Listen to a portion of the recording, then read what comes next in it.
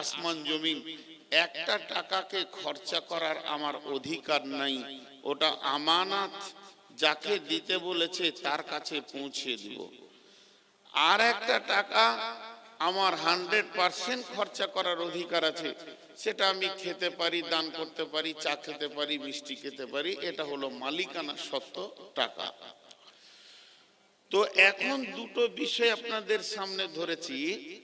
একটা হচ্ছে মাল, আপনার ঘরে যত মাল আছে, একটা বালি কোণা থেকে নিয়ে একটা হিরে পর্যন্ত সমস্ত মালটা কিন্তু আমানত না, এটা আপনার নিজের মালিকানা।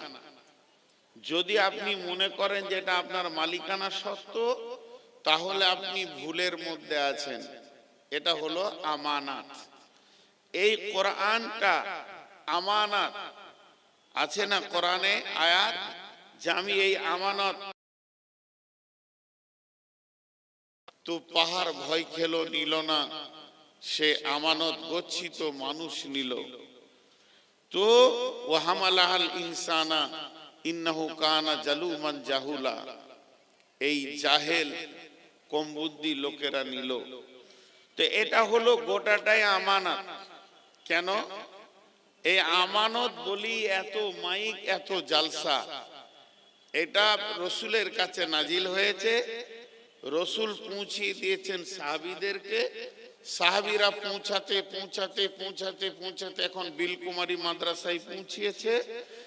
এরা টাকা পয়সা জোগাড় করে ছেলে পিলে নিয়ে এসে তাদেরকে এটা লোড করে দিচ্ছে। এর পরবর্তীকালে এই ছেলেরা আবার তাদের ছেলেদেরকে দিবে, এইভাবে কিয়ামত পর্যন্ত চলতে থাকবে। এটা হলো আমানত, পৌঁছানোর কাজ চলছে। এটা আপনার আমার বুঝে এসেছে যে কোরআনটা পৌঁছানোর কাজ চলছে। কিন্তু আর একটা আমানত আছে, জীবনটা। আমার যে জীবন, আমার বয়স এখন 53, আল্লাহর ক মাস রেখেছে সেটা আল্লাহ জানেন, আমি জানি না। কথার কথা বুঝানোর জন্য বলছি, আল্লাহ আমার জন্য বরাদ্দ করেছে যে নূর মোহাম্মদ নামে একটা ব্যক্তিকে আমি পৃথিবীতে 65 বছর রাখবো, তারপর আবার ওকে আমি টেনে নিব। তো এই 65টা বছর যে পার হচ্ছে, যেদিন থেকে আমি মায়ের পেট থেকে পৃথিবীর মাটিতে এসেছি, সেই দিন থেকে আমার সময় বয়স কাটছে 65। এরপরে আগাতে রয়েছি আমি 64, 63, এই করতে করতে করতে করতে 53। তার মানে আমি চলে এসেছি বহু দূরে। এখন আমি চলে এসেছি ধরেন 18 আর বাকি আছে। এরপরে সামনে বছর থাকবে 17, এই করতে করতে 10, 9, 8 করতে একদিন 0। যখন 0 হবে আমি পৃথিবী থেকে চলে যাব। আমি আর একটা শ্বাস নেওয়ার ক্ষমতা রাখবো না। আল্লাহ কোরআনে বলছেন ওয়ালিকুল্লি উম্মাতিন আদাল হাত্তা ইদা দাআ আদালুহা লা ইস্তাখিরুনা সাআতাও ওয়ালা ইস্তাকদিমুন। আমি প্রত্যেকটা মানুষের জন্য একটা নির্দিষ্ট তার শ্বাস রোধের সময়কে রেডি করেছি। সেই সময়টা যখন আসবে, তখন পৃথিবীর কেউ 1 সেকেন্ড বাড়াতে বা কমাতে পারবে না। ছেড়ে দেন সব কথা। আমার এই 65 বছরটা কি আল্লাহ আমাকে দিয়েছেন, এটা কি দিয়েছেন? ব্যবহার করতে দিয়েছেন স্বাধীনভাবে না আমানত? এটাও আমানত, এটাও আমানত। এই 65 বছরটাও আমানত, এই 65 বছরটাও আমানত। যার যতটা বয়স আল্লাহ পৃথিবীতে দিচ্ছে ওটা আমানত। কেমন করে আমানত? একটা টাকা আমাকে দিল, তুমি খাও, ও কথাটা আর তুলছি না, এখান থেকেই শেষ। আর একটা টাকা দিল, এটা আমার বেটাকে দিও, এটা আমার ভাইপোকে দিও, এটা আমার ভাগনাকে দিও, ওটা আমানত, ওকেই দিতে হবে। তো আল্লাহ তাবারাক ওয়া তাআলা পৃথিবীতে আমাদেরকে যখন পাঠান, তখন আমার জীবনটাকে তিনি খরচা করছেন। এর ভিতরে আমার 65 বছরে আমি অনেক অক্সিজেন শেষ করেছি, সূর্যের আলো নিয়েছি, আমি পৃথিবীতে ব্যবহার করেছি। তো আল্লাহ তাবারক ওয়া তাআলা বলছেন, তোর জীবনটা কোথা ব্যয় করবি এটা আমি বলে দিয়েছি। তার বাইরেই যদি তুই ব্যয় করিস তাহলে আমানতের খেয়ানতি। কথা বুঝাতে পারলাম? একবার আপনারা হ্যাঁ না বলেন, কথা বুঝাতে পারলাম? আপনি আমাকে 500 টাকা দিয়েছেন, নাম লাগবে না, চলেন, উনি নাম বলছেন না। আপনি আমাকে 500 টাকা দিয়েছেন, 100 টাকা মুক্তারকে দেবেন, 100 টাকা দেবেন ইবাদুল্লাহকে, 100 টাকা আব্দুল সবুরকে দিতে বলেছেন। আমি 3 জায়গায় দিয়েছি, বাদ দিয়ে আরেকজনকে দিয়েছি। বিলকুমারী মাদ্রাসায় দিতে বলেছেন, আমি ডিঙ্গিল মাদ্রাসায় দিয়েছি। আমানত আছে, খেয়ানত হয়েছে। তাহলে বুঝেছেন? তাহলে আমার 70 বছরটা কোন কোন কোন কোন জায়গায় ব্যয় হবে আল্লাহ কোরআনে বলে দিয়েছে, তোর জিন্দেগিটা এই এই জায়গায় ব্যয় করবি, আর এই এই এই এই জায়গাতে তুই পা দিবি না, ওদের পাশে দাঁড়াবি না, ওদের কাছে যাবি না। আমি ওই জায়গাগুলো গিয়েছি, যেটা মানা করেছে সেখানে গেছি, আর যেখানে যেতে বলেছি সেখানে যাইনি। তাহলে আমার জিন্দেগির হিসাব আলাদা হবে, আমানতের খেয়ানতি হবে।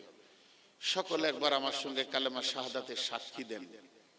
সবাই সবাই যতজন আছেন এখানে, একজন যেন বাদ না যায়। যিনি মুসলিম তিনি সাক্ষী দেবেন। একবার আমি আপনাদেরকে প্রথম শোনাবো, দ্বিতীয়বার আপনারা আমার সঙ্গে সাক্ষী দেবেন। আশহাদু আল্লা ইলাহা ইল্লাল্লাহু ওয়া আশহাদু আন্না মুহাম্মাদান আবদুহু ওয়া রাসূলুহু। যে জবানের কথাতে আমরা নিজেরা মুসলমান, হৃদয় দিয়ে কলিজার ভিতর থেকে মহব্বতকে নিগড়িয়ে এই কালেমা শাহাদাতের সাক্ষীটা আমরা সকালে দিব, বলেন ইনশাআল্লাহ। যে বাদ থাকবেন, যিনি নিজেকে নন মুসলিম মনে করবেন যে আপনি মুসলমান নন, হয়তো বা কোনো অন্য কাস্টের ছেলে এই ভিড়ে জালসা শুনতে এসছে, সে বলবে না, তাতে কোনো দুঃখ নাই। যিনি মুসলমান তিনি বলবেন, চিল্লাবেন না, মধুর সুরে আমার রবের কাছে আমরা সবাই আজকে স্বীকারোক্তি দিব। সবাই একবার মহব্বতের সঙ্গে বলি, আশহাদু আল্লা। বলছেন না, কোথায় জালসা করছি? মুসলিমদের ভিতরে। একটু আওয়াজ জোরে করেন, আশহাদু আল্লা ইলাহা ইল্লাল্লাহু ওয়া আশহাদু আন্না মুহাম্মাদান আবদুহু ওয়া রাসূলুহু।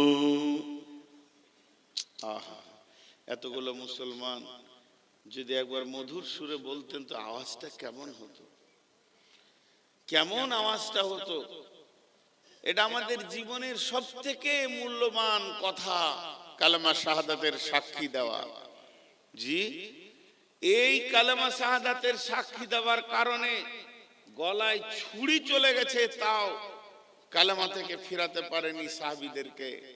আল্লাহর রাস্তে শেষবারের মতো বলছি, সবাই একবার বলি, আশহাদু আল্লা ইলাহা ইল্লাল্লাহু ওয়া আশহাদু আন্না মুহাম্মাদান আবদুহু ওয়া রাসূলুহু।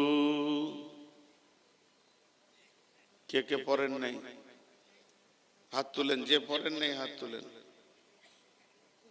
জি, আমি বেশ কিছু মুখ দেখেছি লড়ে, বাবজি একটু মুখ হিলাই নেই, চোখের সামনে কালেমা পড়তে পারছি না আমরা। আচ্ছা, এখন আর আমি কালেমা আপনাদেরকে পড়াচ্ছি না। কালেমা আল্লাহকে আল্লাহ মনে করে আর আখিরি নবীকে জীবনের আদর্শ মনে করে যারা রাজি আছেন একবার হাত তুলেন। মাশাআল্লাহ, হাত নামান। আমরা সবাই রাজি আছি। খালি এখানে এরা টাকা গুনতে আছে, এরা রাজি নাই। খালি টাকা দেন, গুনবে। শাহাদতও পড়ে নাই, আর কালেমার সাক্ষীও দেয়নি, আর হাতও উঠলো না।